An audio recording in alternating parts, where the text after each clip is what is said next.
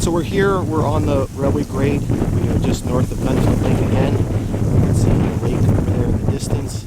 You can see the sky looks threatening. We're probably about 4 kilometers east of Glebe Lane. And what we have here is we have our second bridge or trestle crossing. The grade stretches back that way to the east, so we're on the eastern abutment of what used to be this bridge or something across this little valley. Maybe you can hear the water running right below me. The western side is just right over here. And so we're going to go down and take a look at the creek. So we're down here in the creek crossing, and there appear to be no traces whatsoever of any type of bridge. No bits of wood or anything. The only thing that I saw is something right over here. So we have a little bit better angle here, and what we have is a shard, what looks like a shard from a ceramic culvert. Now, maybe this leads me to think that instead of having a wooden trestle or a wooden bridge across here, maybe they had put in an embankment and had culverts at the bottom. So we've climbed up to the western side of this embankment, and you can see the area around me. The lake in the background. So this would be the western abutment of the bridge crossing, and you can see the eastern side over there. It looks very high, so I would like to think that there was probably a trestle across here. But the shard of culvert makes me question otherwise. Maybe there was a earthfill embankment and it was washed out with some high floodwaters.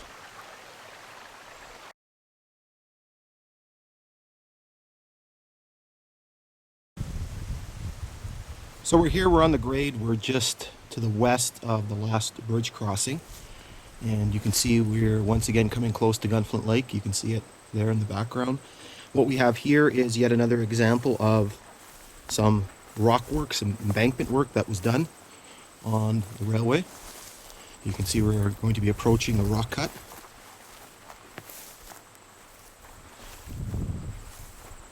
Once again, another very pretty section of the railway. And so you can see some of the rock work located right here.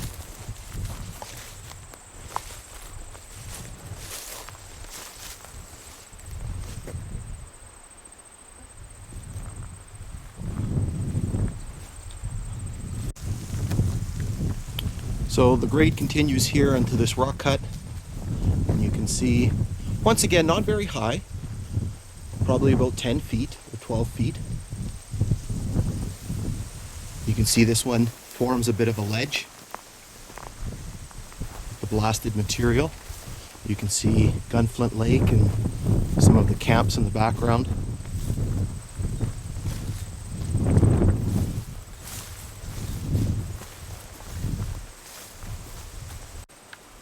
So here again we have some of the rock that was blasted. You can see very low ridges.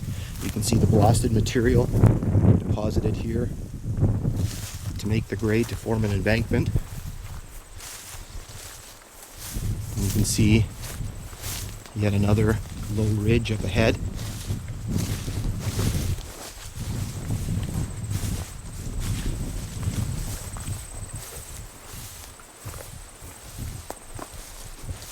Again, another area devastated by the fire. I believe these camps that are located on this little bay were destroyed by the fire. You can see the rockfill that's been deposited. And you can see yet another little rock cut.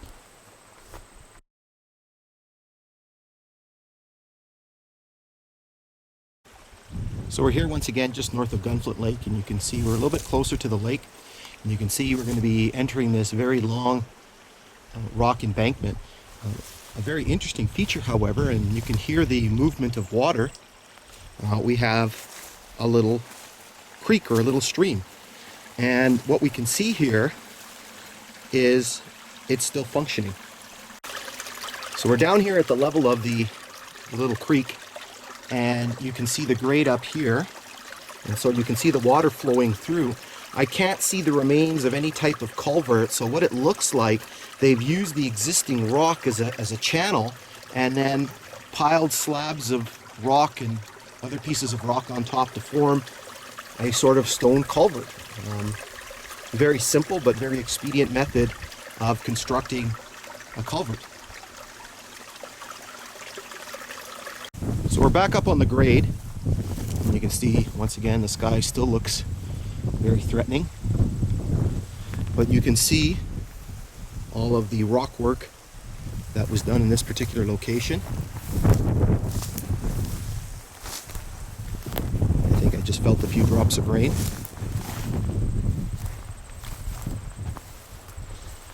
Once again, this must have been very, very pretty, very picturesque to see back when the railway was running. I don't remember this long embankment when I came here in 1994, probably because it was obscured by trees and growth along the side of the railway. Maybe I just wasn't paying attention. So you can see that it is a fairly long embankment. And you can probably wonder the amount of labor, the amount of earth and fill that would have gone into constructing this.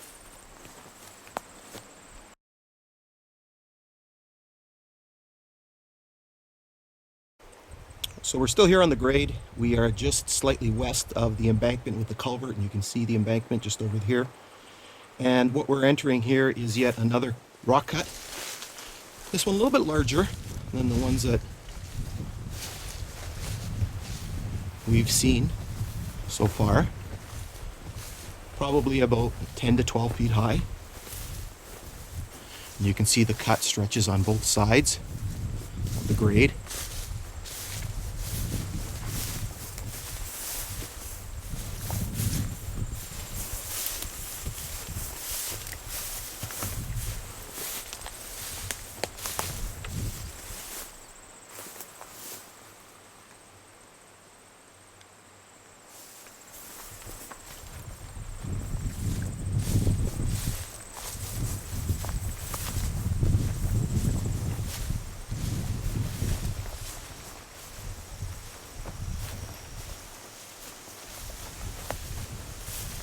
You can see we can get even into getting into an even taller section here.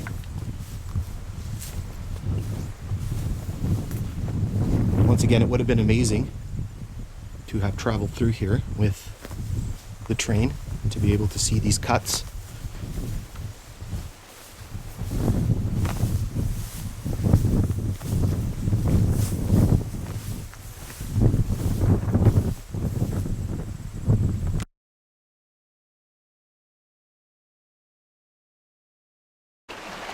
So we're here on the shore of Gunflint Lake, and you can see the grade stretching there behind me. You can see some of the camps on the bay here. And what we've arrived at is yet another small bridge, small trestle crossing. And so it crossed over to the other side, to the western side over there. I'm just going to jump down and see if there's any traces at all of this bridge or this trestle. All right, so we're down here, and I can see a few things that might resemble pieces of what were a bridge or a trestle. There's this piece of wood over here that looks like it's into the ground. And over here, you can see something hiding underneath here. So there was probably a bridge or a wooden culvert or something or other here, which necessitated some sort of wood structure. So we've climbed up onto the western side, and you can see the eastern side over there on the lake. And so you can see this is not too high above the level of the lake, probably about 15 feet or so. And the grade continues that way.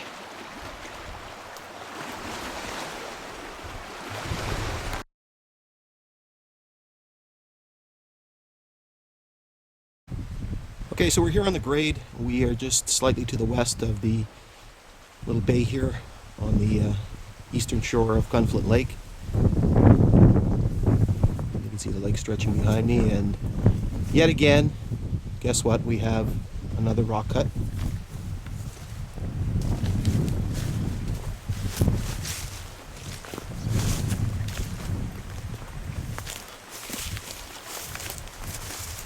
I'm certainly not a geologist, but it's very interesting to see the different types of rock through which the cuts run and through which has been cut.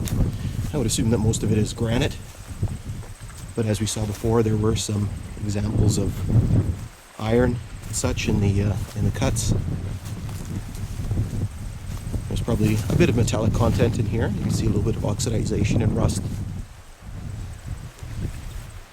You can also see what's happened over time. You can see how water has gotten into the cuts and caused some slides onto the grade. Okay, so we're on the grade here, and we're approximately 3 kilometers or so east of Lee Blaine. You can see that this is a bit of a grown-in section, and there's been a lot of deadfall on the grade. Once again, right beside the lake. And in this particular location, we have yet another rock cut. This one is a little bit taller, probably in the 15-foot range. Not particularly long. You can see the lake here. You can see the height of the grade above the lake, probably about 5 or 6 feet above the lake. And the grade continues to the west.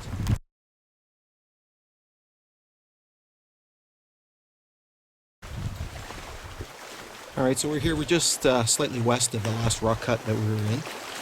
And we're beside the lake again, and what you can see in this particular location is a true example of an embankment that's been created.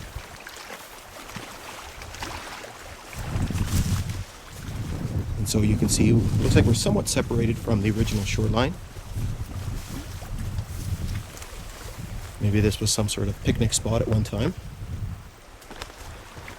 So you can see all the rock fill that's been deposited along the shore to make this part of the grade, and I would assume that this sort of looks like there's a little bit of a separation from the rock cut, so maybe this was some sort of embankment.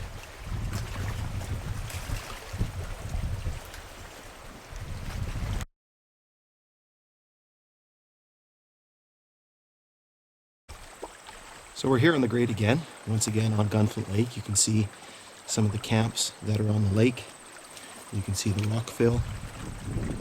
And what we have here is yet another example of a rock cut.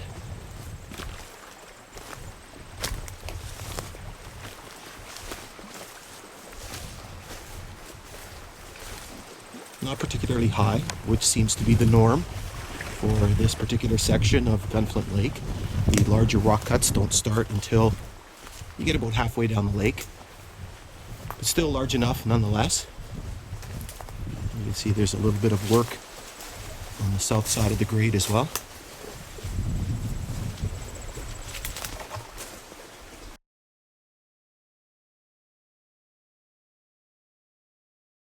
So once again, we're here on the shores of Gunflint Lake, and you can see the sun is trying to poke through. You can see groups of paddlers paddling the boundary waters. And here what we have is an example of, once again, some of the rock work that's been done. And probably what's happened here, rather than blasting further inland, what they've done is used some of the rock from the larger cuts and used it to fill in part of the shoreline. So it appears we have a little bit of a embankment of sorts here. Once again, would have been very, very pretty to have traveled here with the train and see the view of the lake.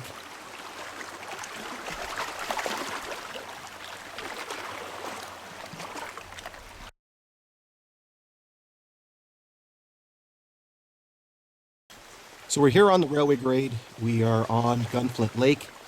And so you can see Gunflint Lake here. You can see the Minnesota side in the background.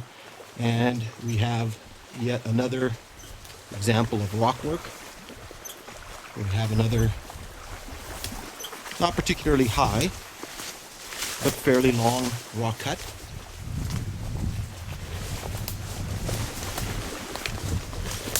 And so it appears as if they've just blasted just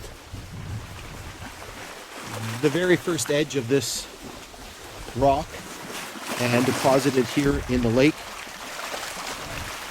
They probably did as little blasting as possible, which makes sense. Once again, it is a very pretty area, and one can imagine what it would have looked like when the trains were coming through with all of these beautiful pines. Even still today, with some of them burnt from the forest fire, it still is very, very picturesque.